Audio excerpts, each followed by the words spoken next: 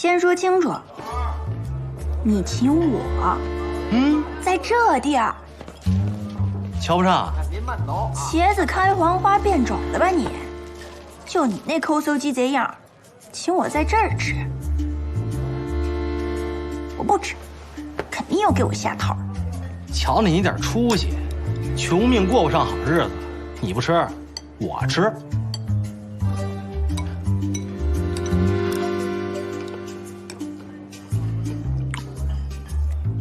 我是觉得吧，嗨，成亲这么大的事儿，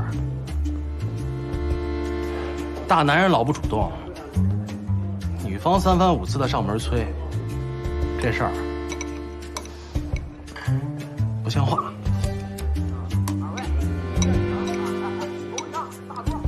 天里灵，地里灵，那路妖精快些行！有事郭德友，快把二哥给我吐出来，不然我就让我娘烧了你！小影，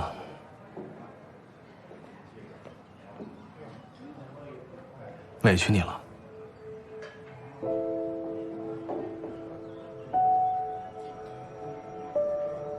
小二，上酒，仙姑今儿我喝点儿。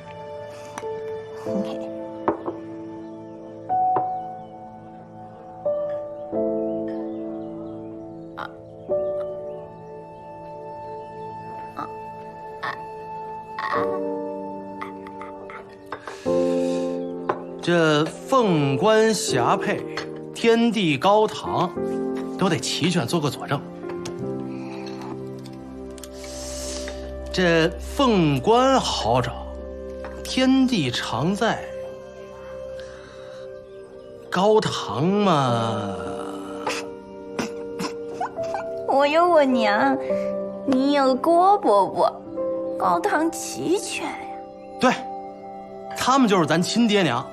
比亲爹还亲，比亲娘还娘。我都没见过我亲爹娘。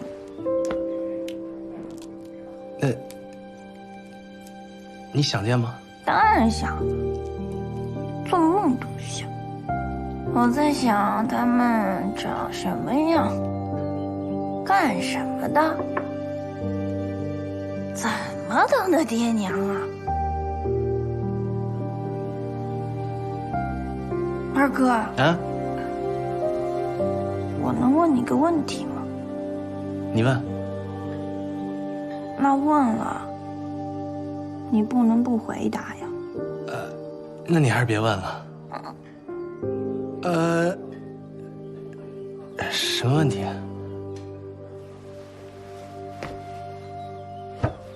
你想清楚了，不然我就不问了。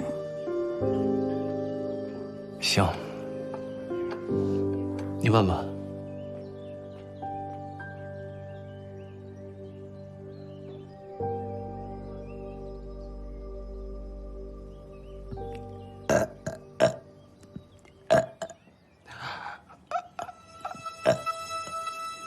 我再要一份豆腐脑生生味嘛。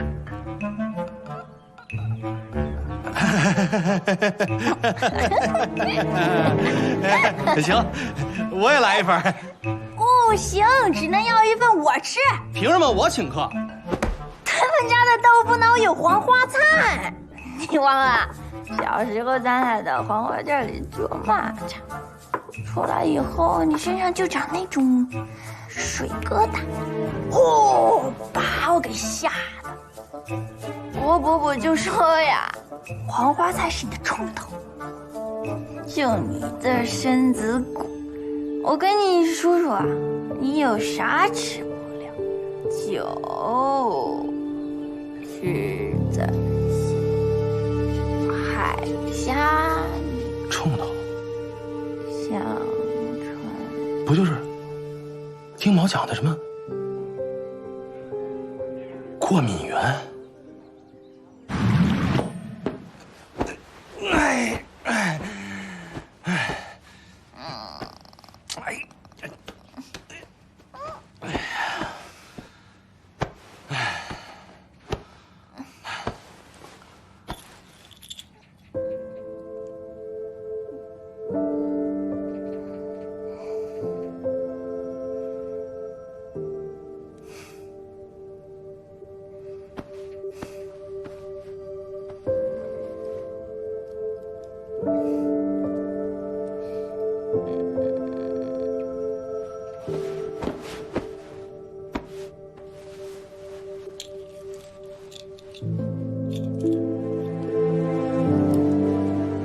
你要真想娶她当媳妇儿，那没病没灾没苦没难，傻呵呵的过一辈子不好吗？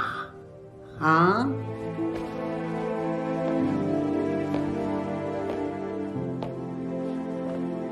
这人都死了，别给自己添堵。要是亲爹的话，你说还是不说？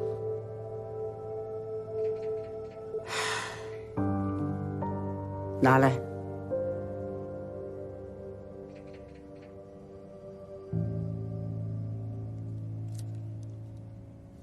谁要这烫手的山芋呀？你有钱请客吃饭，就没钱把操办你泥娃大哥亲事的钱给结了。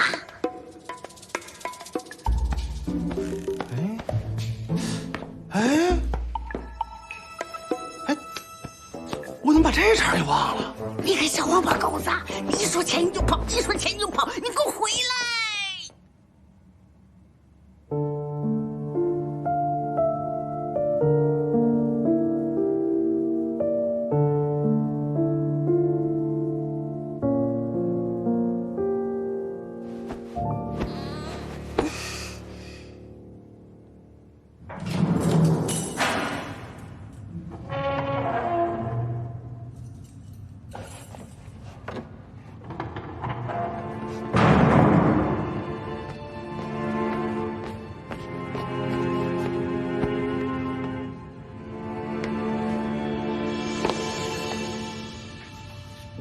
老夫冒着丢饭碗的风险让我进来的，就不多寒暄，长话短说。顾先生平时的生活习惯，除了你，还有谁熟悉？佣人，但品味与吃穿用度，都是按照他的意思，非常小心。你给他换的那些布坊也是吗？对，宝姿和凤鸣香。顾先生到底对什么过敏？大多就是一些带有绒毛的植物、颜色鲜艳的花粉之类的。绒毛？狗尾巴草？差不多吧。差不多吧。这么关键的事情你都没搞清楚，你就要认罪啊？不是我置办的，药膏是我给他擦的。这一切线索都跟我有关。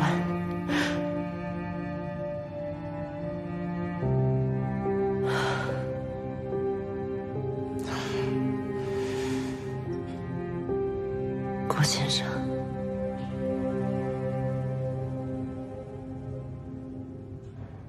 真的是意外吗？我也不确定，很多地方还很蹊跷。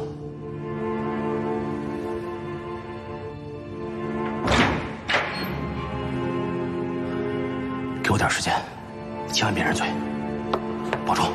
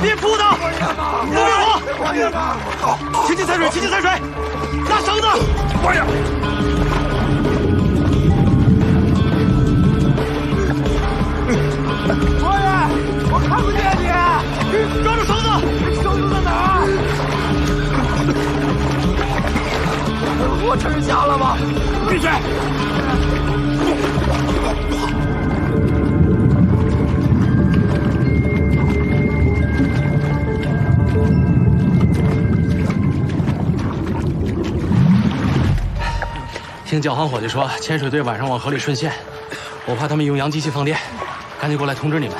没想到他们来这时候。哥呀，我什么也看不见了。牛哥，咱是不是瞎了？牛哥，都别慌，稳着点。郭爷，这山下演的老狮子，明摆着对付咱老狮队。丁某这次真是下狠手啊！怎么了，牛哥？怎么拧了？牛哥，郭爷，怎么了，牛哥？郭爷，牛哥，郭爷，牛哥。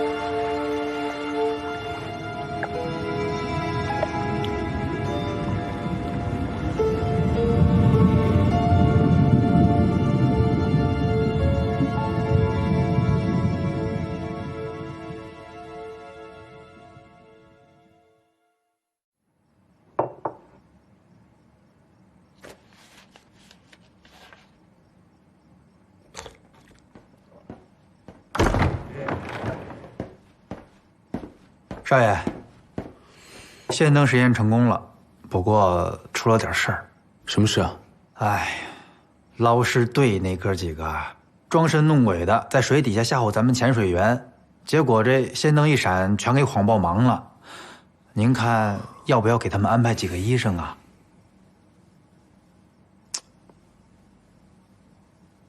哎。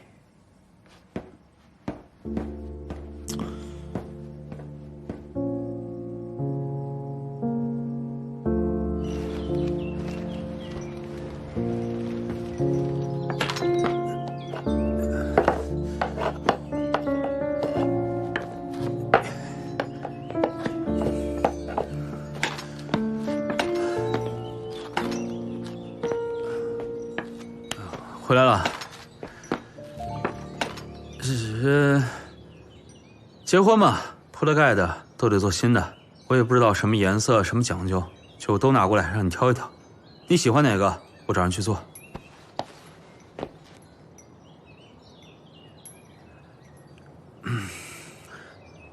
我已经找眼科大夫去挨家看过了，探照灯那事儿帮忙不严重，休息2天就都好了。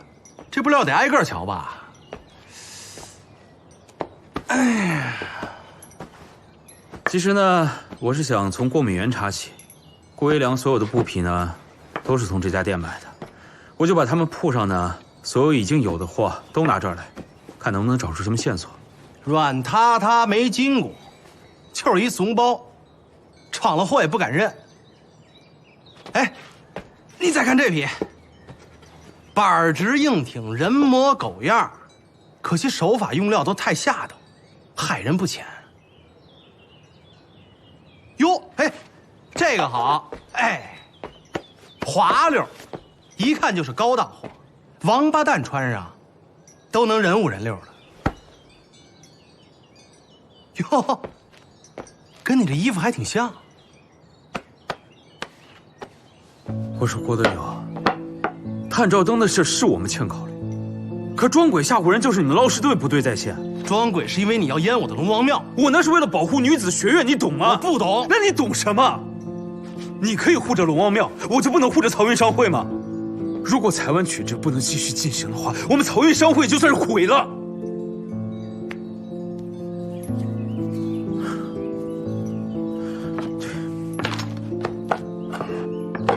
可你这种人说这个没用，你心里永远都只有你自己的事情。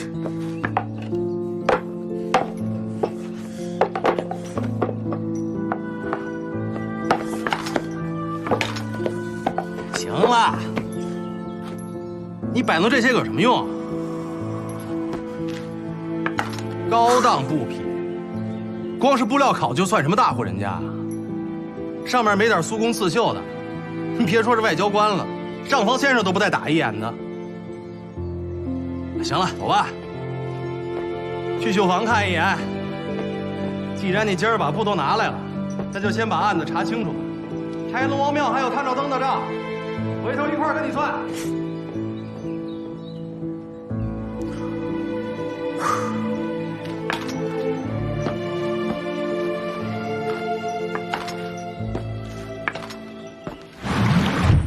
草木染是老祖宗留下来的手艺，最近接了趟大红事，这正赶工呢。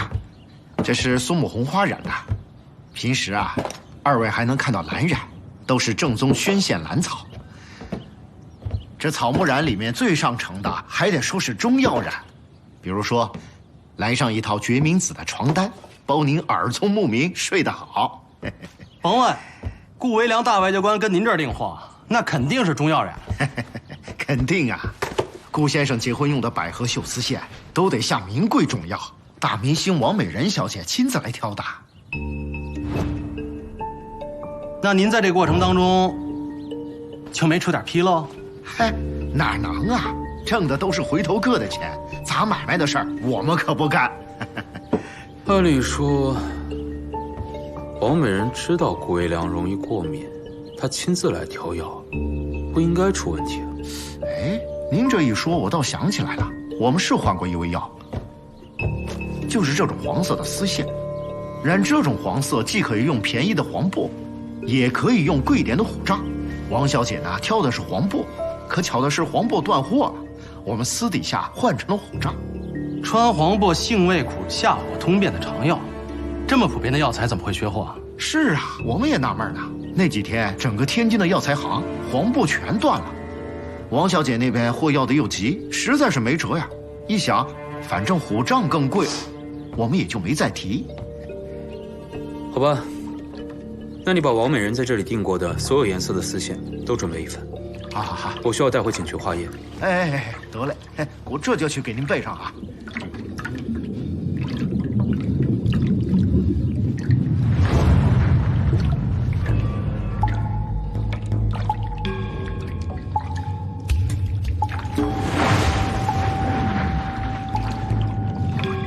黄布断货，改为虎杖染色。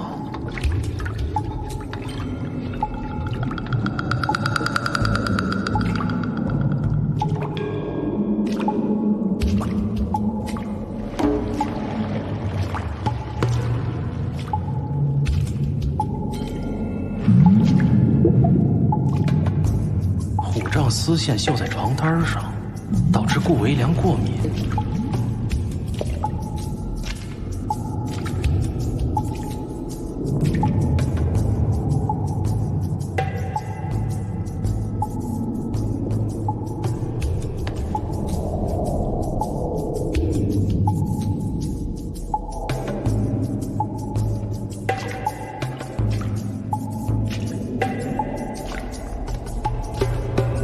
长期大量涂抹的过敏药膏，掩盖了白磷的气味。药膏止痒，但白磷易燃。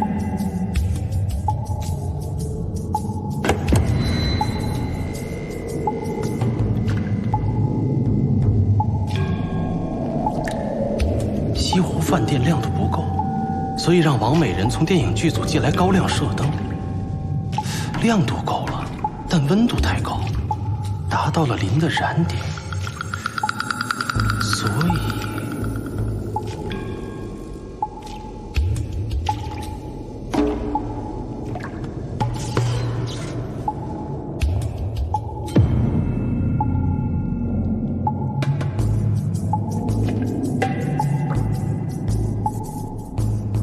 全都是意外的巧合。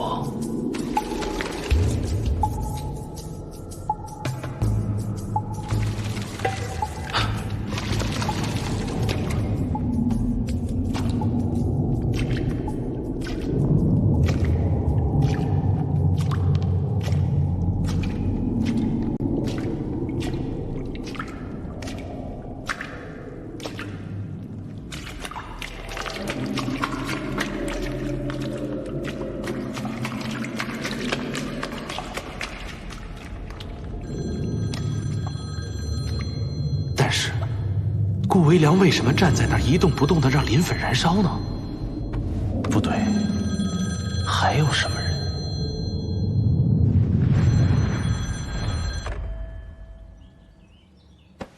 顾维良为什么过敏？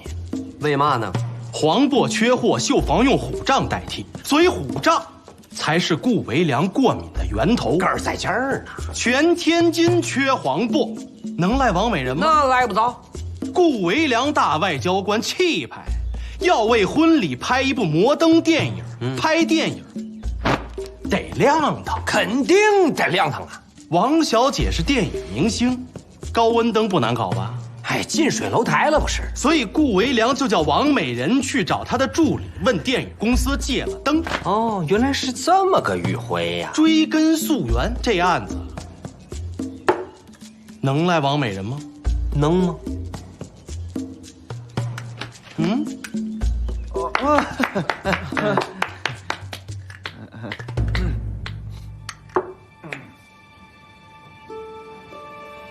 虎杖、过敏药膏、高温灯，这3样缺一不可。所以这个案子最合理的解释就是：石怪云间，足与飞火。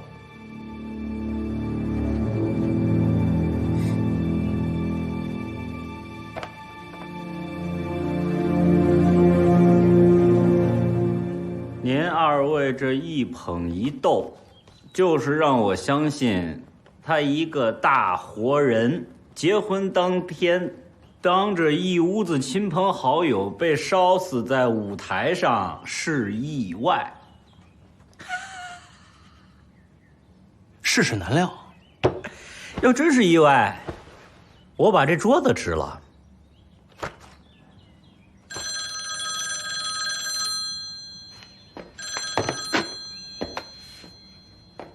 喂，是，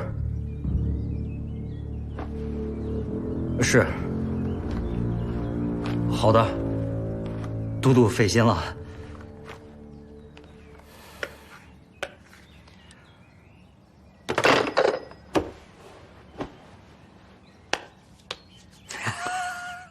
二人，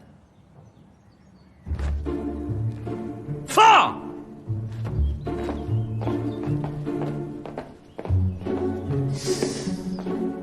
您这是信了，世事难料嘛。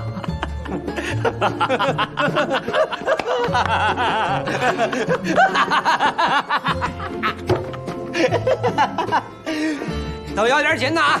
来，帮曾副队长把桌子卸了啊！桌面清锃，抽屉红烧。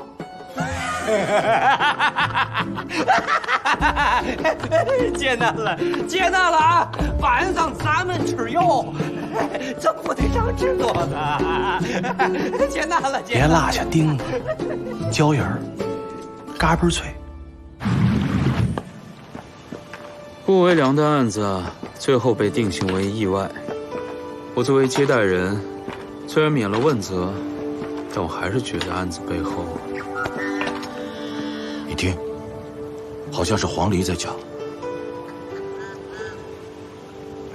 可能是飞走了。我觉得顾维良不单单是来结婚的，他好像是要见什么人。你知道吗？这个黄鹂啊是留鸟，但是也有一部分会迁徙。不好意思，总说案子扫了您的兴。你还没到听鸟叫打发光阴的年纪，想好了该做什么，别浪费了时光。所以您的意思是不想让我查了？你不是说已经定性了吗？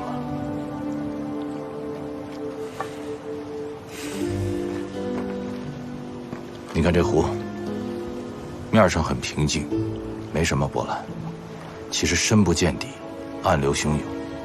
如果你硬是要跟它较劲，淹死自己不说，恐怕还会殃及到你船上的伙伴。我知道，您不想让我查，是担心顾维良的背后水太深。人呐，心力有限，择其重者而为之，无关者弃之。只有这样，才能把有限的力量用在你在乎的人和事上，否则有一天，你会追悔莫及的。答应我2件事情。一，照顾好兰兰；二，别去碰危险事情。这第二件事儿，不也是为了兰兰吗？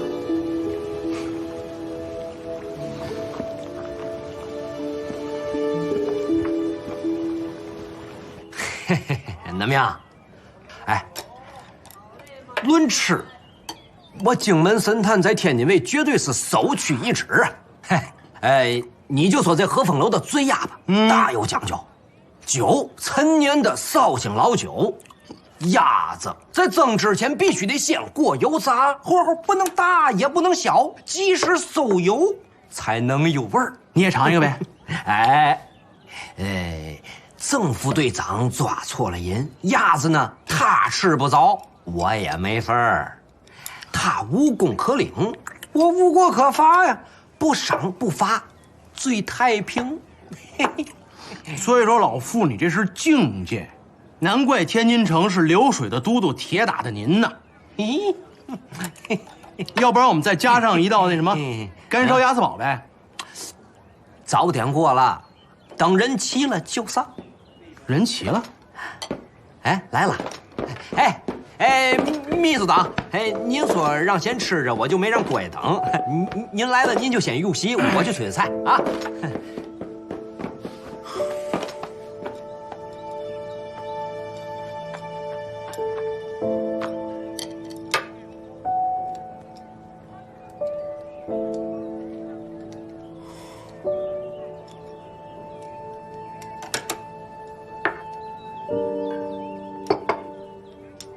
你喝的茶，像我喝过酒吗？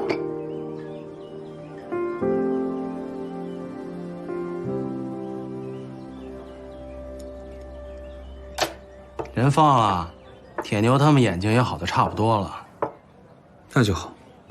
哎，对，二位珠联璧合，神机妙算。傅某能够咸鱼翻身，多亏二位。这杯酒，傅某干了，以表谢意。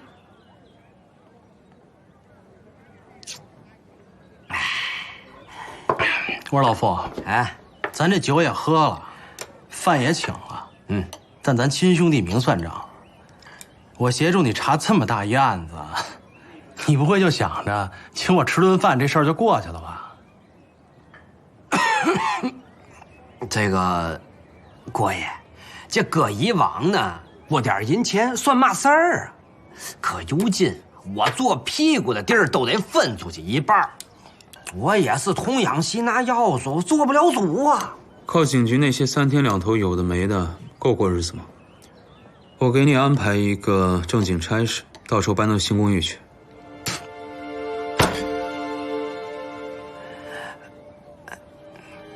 咱这曾路人儿怎么还没上来呢？我去瞅一眼去啊！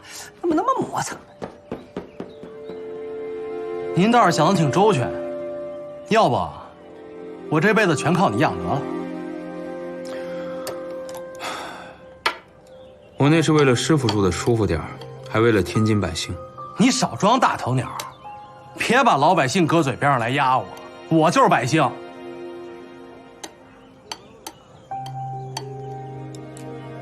你要是再敢打龙王庙的主意，那咱俩这丁点不算深的缘分就到头了。对了，顾维良的案子别再查下去了，他背后水太深，不是你我能触及的。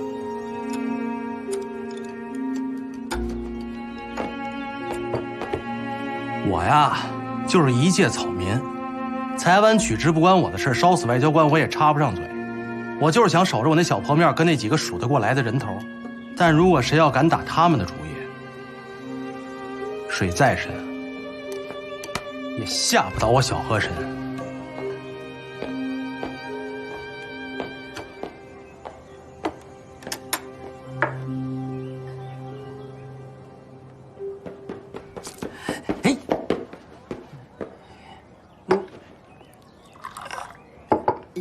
要不干烧鸭子煲也别上了，秘书长一个人哪吃得了啊？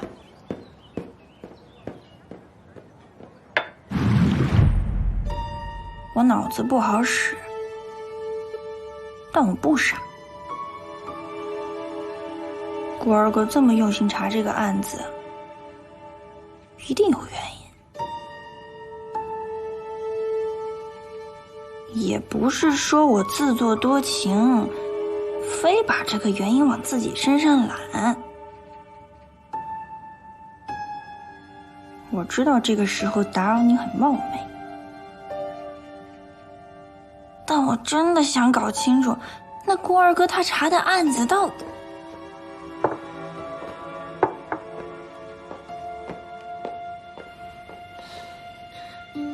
虽然没有找到凶手，但是郭先生，他为我脱了罪，这辈子我都会感谢他。但郭先生，他最在意的不是查清案件。你猜的没错，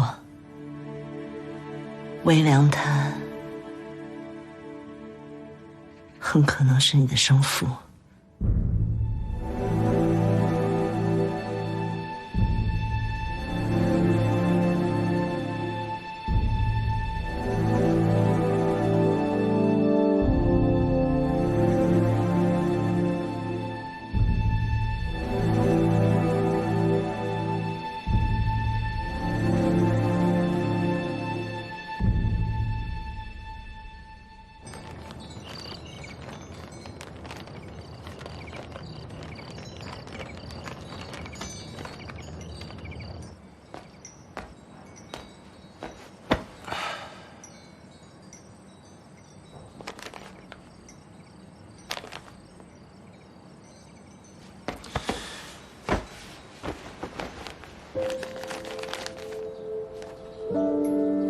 耗子团球准惹事儿，你团我床底下干什么呀？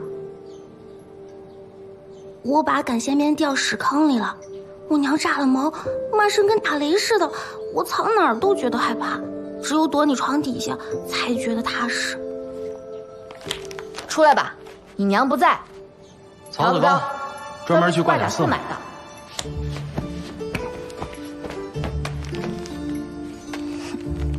你怎么知道我在这儿啊？耗子团球准惹事儿啊！厉害了啊，能耐了，都学会自个儿见人了。你才能耐，这事儿还瞒着我。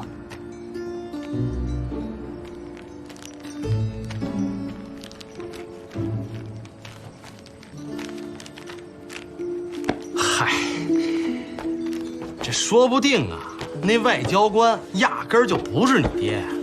那他要就是我亲爹呢？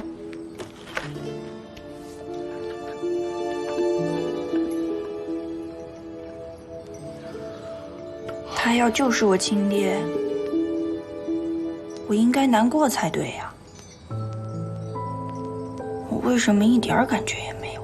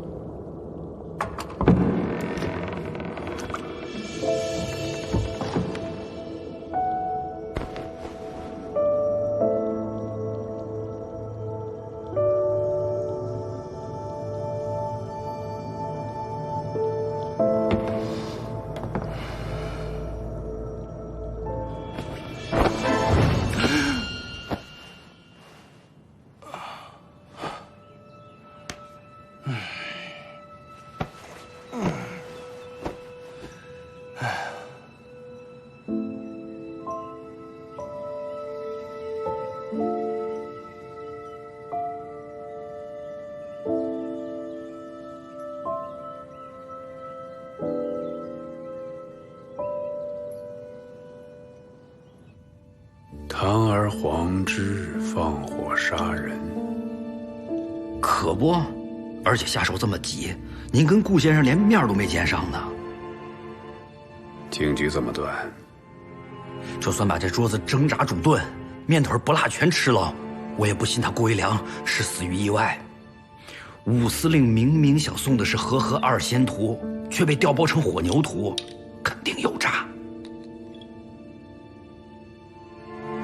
将李苗唤太子，大匡陈娘娘缠身要紧。除了办喜事，顾维良来京其实是为了跟我会面。甭管是秘书长还是小和珅，知道了都得杀。明白，属下一定在他们之前找到凶手。放火之人，毁人前程，杀人诛心，阴损呐！千刀万剐，不足惜。抓到凶手，死前别让开口。明白。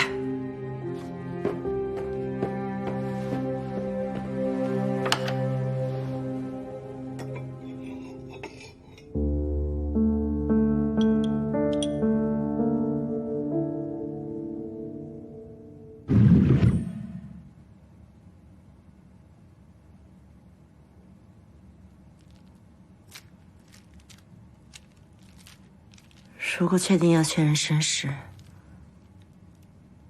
我会全力配合。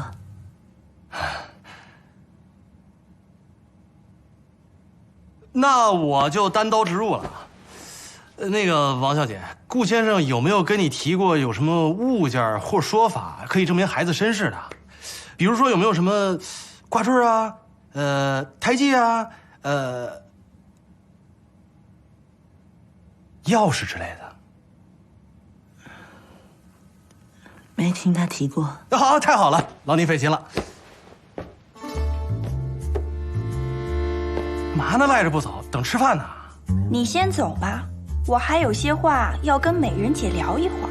美人姐？怎么了？特别好，你们姐俩好好聊。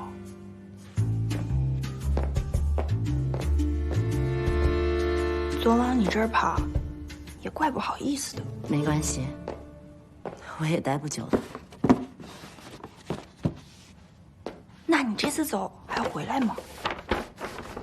发生这么多事儿，天津这地方，看来是跟我没缘分了。问句不该问的，你跟顾先生是怎么认识的呀？火牛？你说啥？没嘛。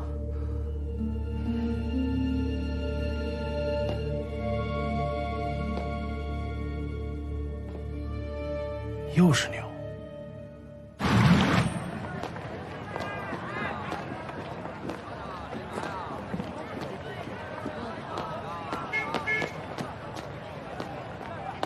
你拿人家的话干嘛？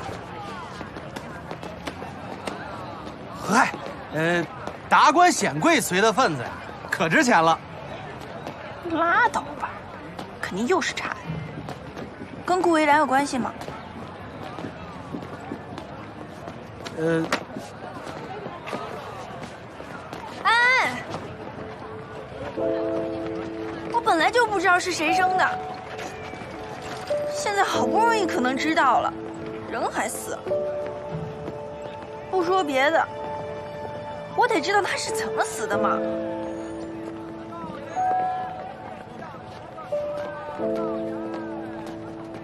告诉你，这案子跟你没关系。那我也告诉你，我查我亲爹的案子，跟你也没关系。这查案跟查爹是一回事吗？那不是一回事吗？哎，是吗？不是吗？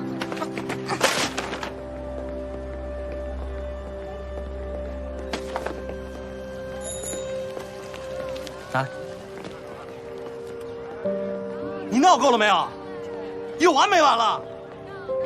你要是再这么多管闲事的话，咱们这婚就别结了，结了没法过。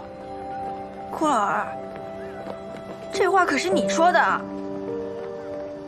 以后咱俩谁要再提结婚的事，谁就是王八。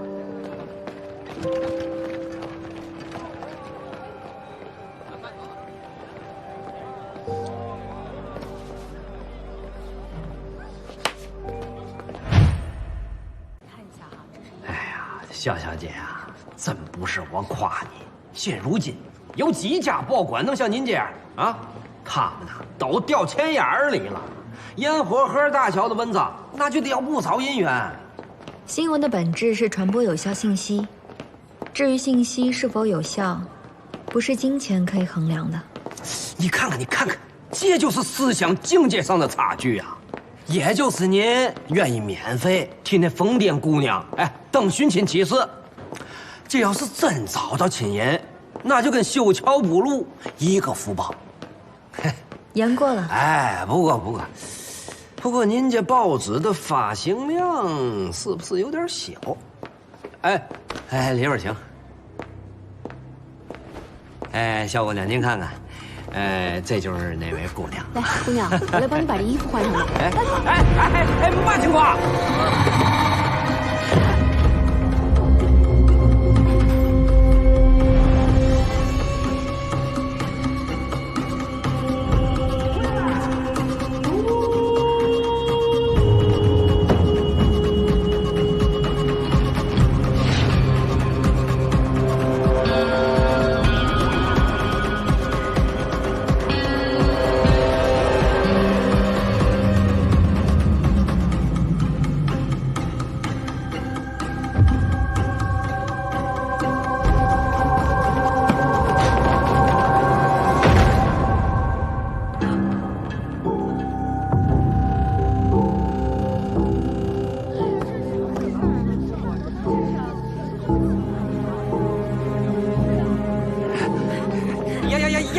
让开！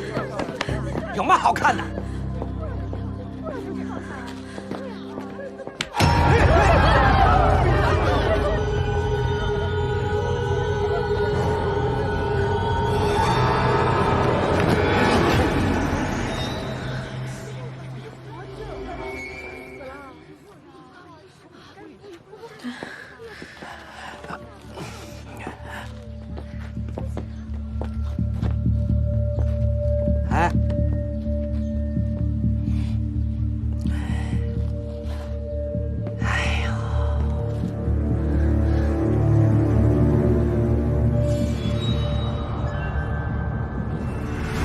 水和水不溶，都是无形物。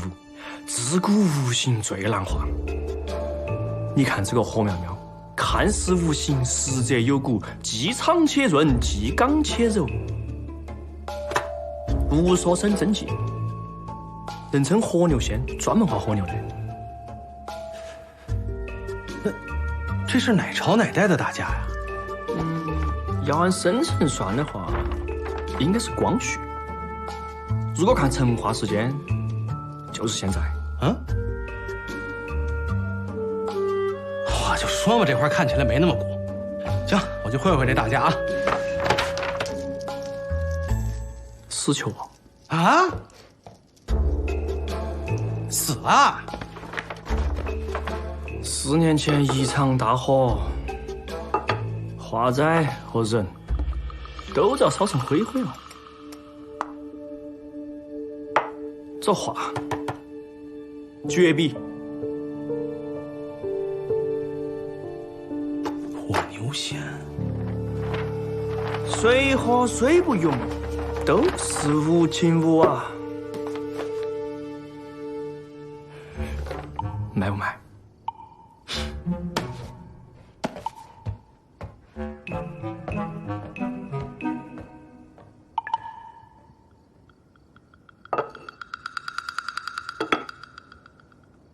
猫猫那不卖咋办嘛？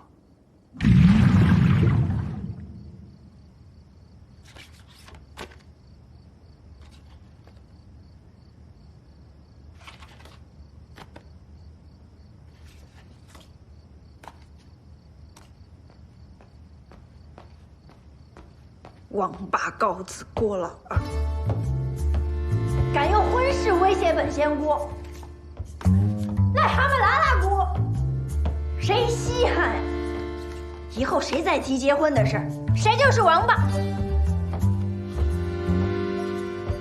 谁就是王八。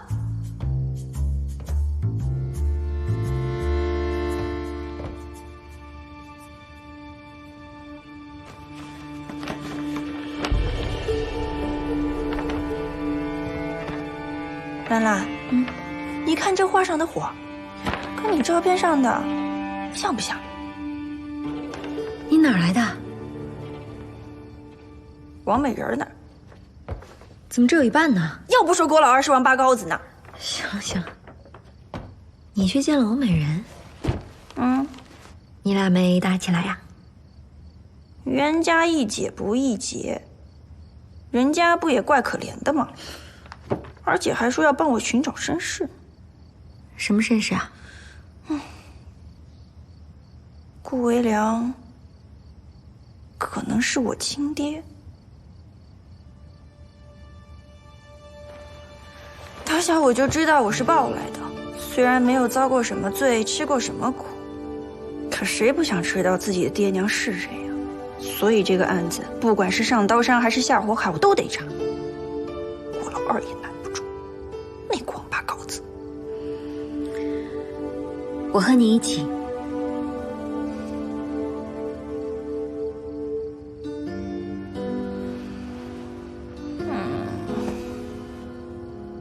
可是麻绳头子乱糟糟，该从哪儿查起啊？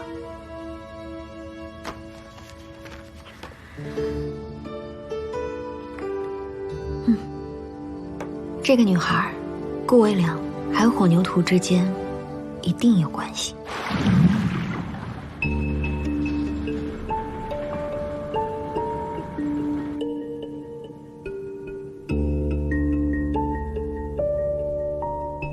竟然还有本仙姑没有见过的符！哎，这个就是氨基酸的分子结构式。1806年法国化学家发现的。我在你们给我的火牛图颜料里面检测出一种毒素，和无机毒素不同，这种毒素的主要构成就是氨基酸，也就是说，这是一种生物毒素。什么生物？这就不太清楚了。不过这种毒素具有抑制交感神经活动能力的作用，也就是说中毒后不会有特别反应，但在遭遇创伤的时候，应激机能会失效。王八念经说啥呢？就是说，人在遇到危险的时候不会跑，感到疼的时候不会动。那个外交官那一天在婚礼的时候都烧成那样了，他就一动不动的。很有可能就是中了这种毒。如果把毒素加入纹身颜料，会不会让人中毒？理论上讲，大部分生物毒素都可以通过皮肤吸收进入人体。那个女孩跳楼摔下来，居然还能爬起来，好像完全感觉不到疼痛。这个通过法医尸检，应该很快就能知道那个女孩到底中没中毒。法医？丁某不就是吗？这可以给我吗？可以，不过你要小心，不要碰到里面的。哎，你干嘛去？揭露真相。我揭露真相。忙着呢。哦。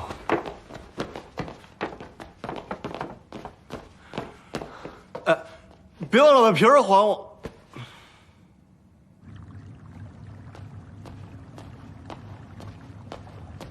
荣医生，都现在了，丁秘书长还没到，要不先给您安排后面的病人。该来的时候，他自然会来。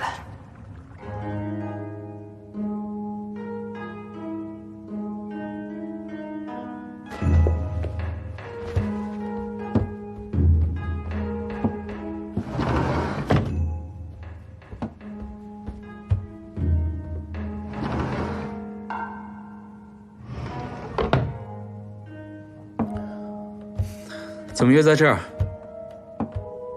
突然想吃点生冷的。怎么，怕见着熟人？这有什么熟人？你不是说我们只在照相馆里见面吗？在暗房里待久了，关系都不敞亮了。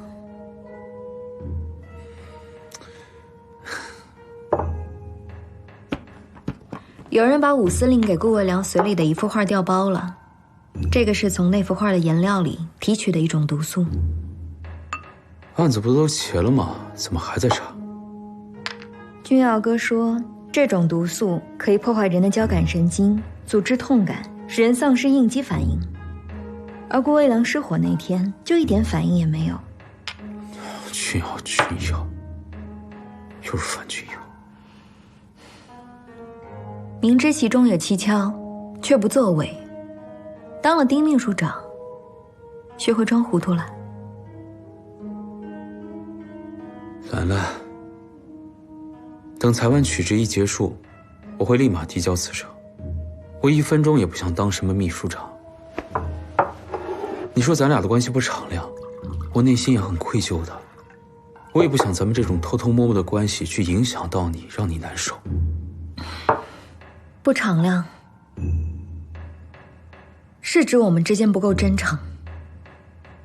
什么意思啊？你有没有什么事儿瞒着我？没有啊。你来过这儿吗？来过。跟谁？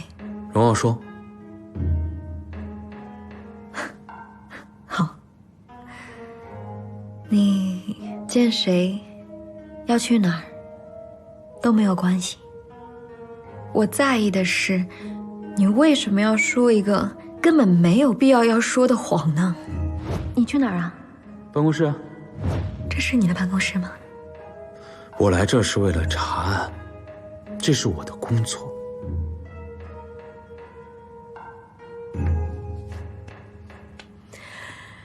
好，那你的工作我管不了，我查不查案，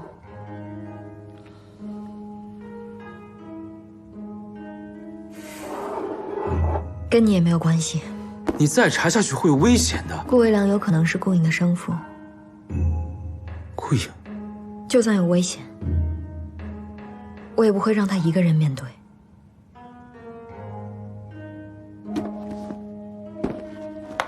对不起啊，突然想到有些事情要处理，我去趟报社，回我的办公室。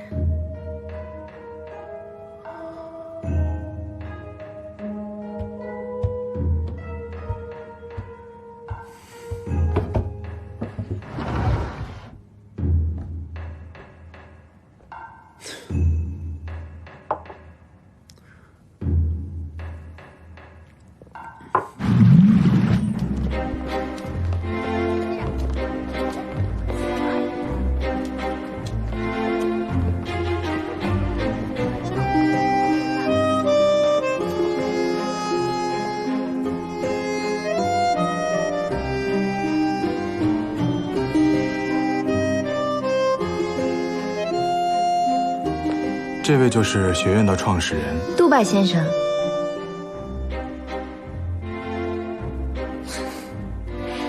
这是建校的时候吧？17年前。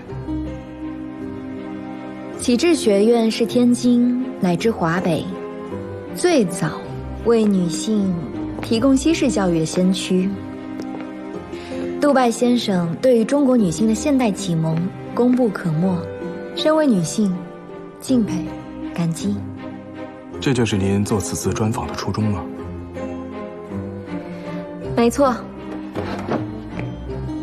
我想要通过这一次的报道，让更多的女性可以知道，女性可以通过知识来打破性别所造成的不公，挣脱束缚，拥有更广阔的世界。杜拜先生要是在世的话，一定会亲自接受您的采访的。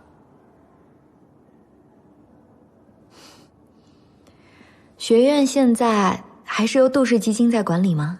根据杜拜先生的遗愿，基金依旧在资助，具体的事情由周墨星校长管理。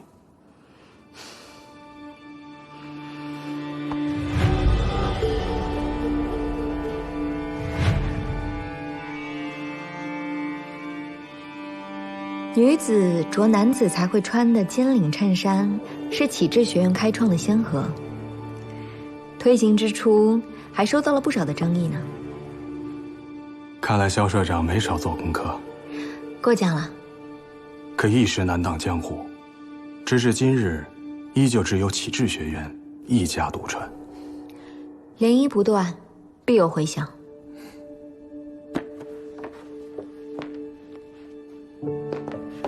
啊，对了，白先生，我还想再看一眼历届学生的留影，好为我这次的报道多积攒一些素材。真是不巧，前段时间校史馆进行整修，学生留影墙没保护好，大量污损，残存的部分还没有整理出来。要不然，等我把整理翻新工作都做完之后，再请肖社长来。实在抱歉。新屋不结珠，抹泥刷灰哪来的陈年旧啊？一定有猫腻。别说深入调查了，作为记者，想要再进入学院都难。那就这么算了。哎，这事儿都怨我，一开始就不应该用报道做由头。如果假装女学生，说不定还有机会。女学生，哎，你看我行吗？你笑啥？这不是闹着玩的。哎，你以为我是闹着玩的呀？反正你去，绝对不行。肖兰兰，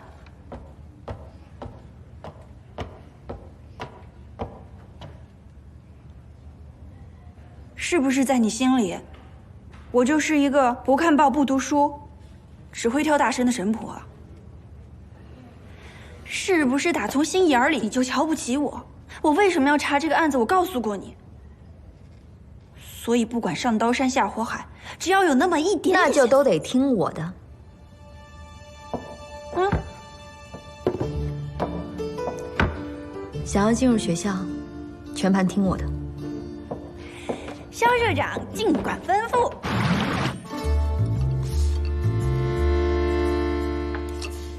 平白无故请什么客啊？郭爷和丁秘书长刚破了大案，那奖金能少了？不对，你仔细想想，就你认识的那郭德友，他是请客的主儿？也是，出门不捡钱就算丢，3天不吃饭就算亏喽。郭爷，郭爷，郭爷，你来了，里边请。你们怎么在这儿？不是你突然带话说是请兄弟们吃饭吗？我说什么来着？又变着法儿骗嘴来了不是？也就你信他，长了咱们河都不守了，上这儿跟他斗贫来，坏了！怎么走了？郭爷，哎呀，为了采办取之2期工程顺利进行，不得已出此下策，把守河的兄弟们都聚过来，见谅见谅啊！哟，哥几个都在呢，大家稍安勿躁啊！爆破完成之后，我们家少爷会第一时间过来给大家一个交代。在此之前，敞开了吃，敞开了喝啊，千万甭给我省钱。可就是有一样，不能出这道门，别难为老四啊。于四，咱上回河里那账算扯平了，这回玩调虎离山不太地道吧？我们把你当人看，你拿我们当猴耍呢。龙王庙要是淹了，我拆了你的漕运商会。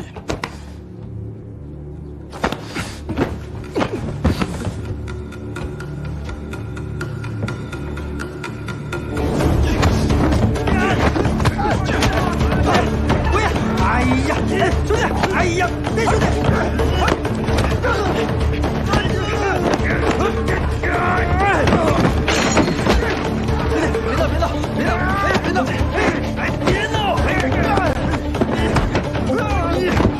别闹了，行不行？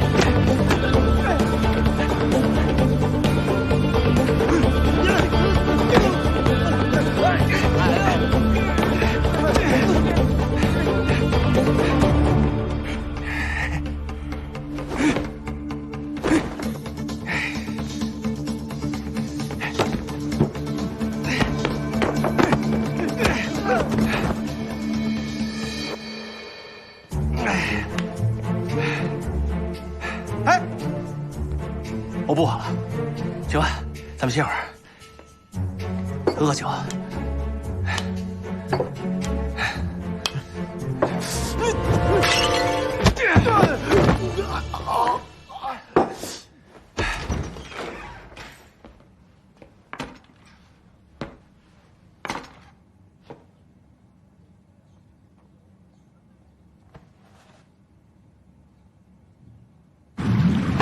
先斩后奏啊！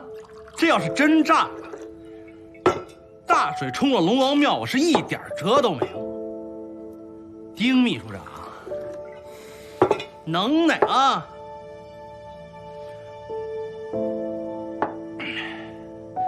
我说你这大义灭亲的戏码，自打你当上秘书长之后，你演上瘾了是吧？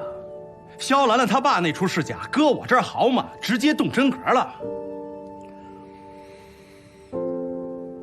怎么着？该生气的人是我，你赌哪门子气呀？如果工程不尽快进行的话，水位会下降，污染物会重新回流。好不容易完成的一期工程也白费了。到时候采湾取直失败了，草原商会也就垮了。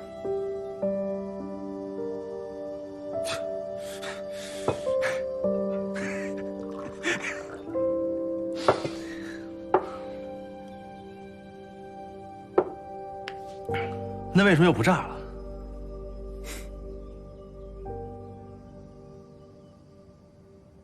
教廷裁湾取直，丁卯算是被困死了。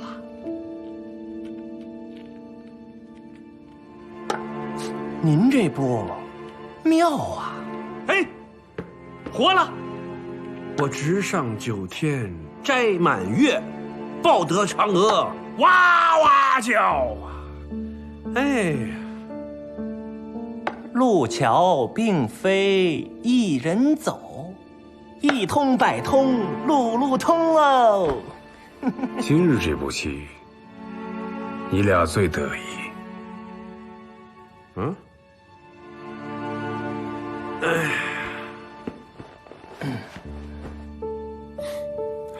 听闻四脚飞棋是英伦玩意儿，六脚跳棋是德意志的把戏。哦，您博学。德意志来的都有点意思。可不，这虽然是个孩童的把戏，心思算计全在这面上，可攻防不落。别看这小小的棋盘，也可兴风作浪啊！我说话没弯子绕，直话白说。这崔疯子死在裁完曲直上，这顾维良也是他接待的，怎么死人的事儿都跟他这个丁是丁，卯是卯，丁是丁，卯是卯有关系？您说奇怪不奇怪？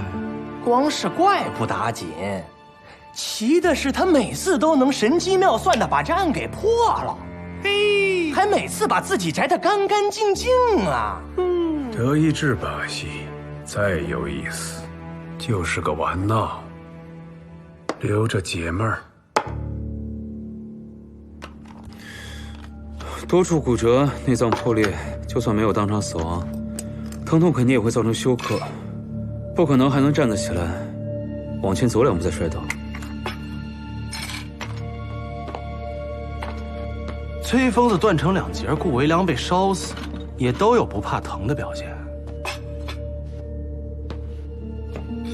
这3个案子有关联。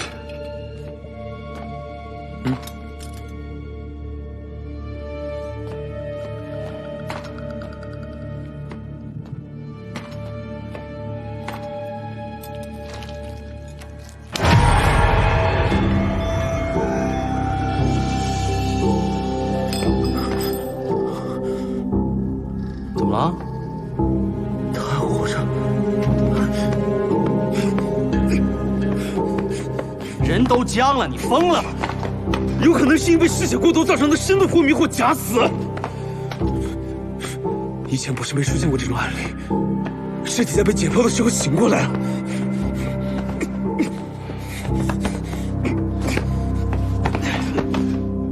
他已经死了，死者为大。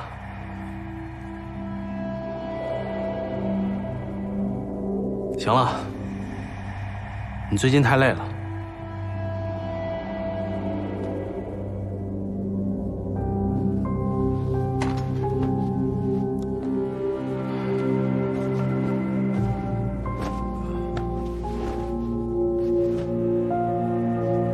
走吧。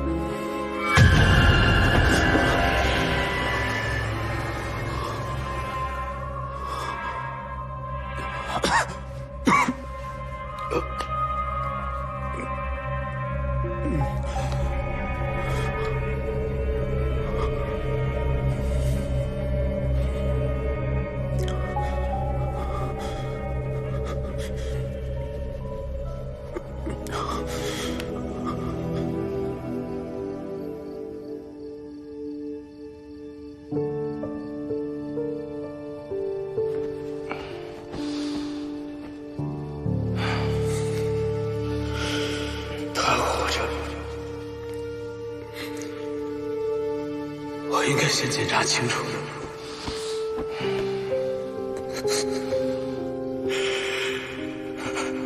我杀了他。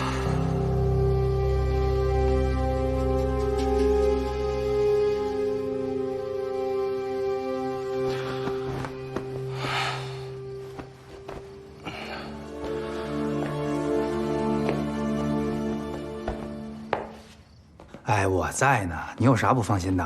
这大晚上的又跑一趟，没事就行。确实情绪影响挺大的，把荣医生都请来了，正做理疗呢。行，我去看看。好。什么味儿啊？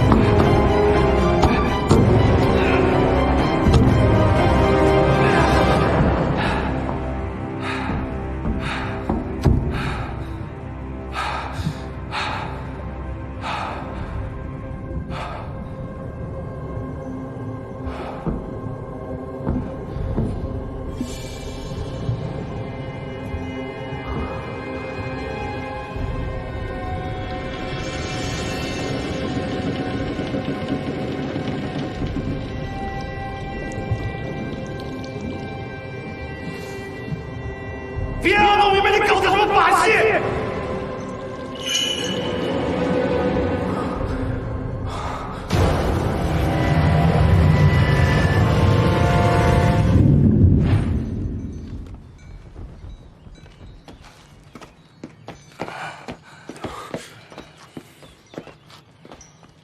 出什么事儿了？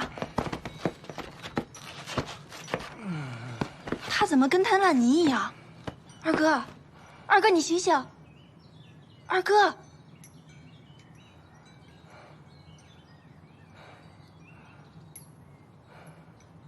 我怎么在这儿？你没事吧？有没有受伤？我记得，我记得我去找你。炸弹拆掉了吗？炸弹？你真的拆了？你们在说什么？我完全听不懂。那为什么还会爆炸？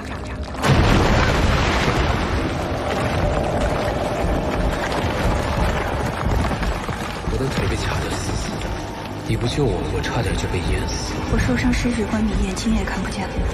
你不救我，差点被淹死。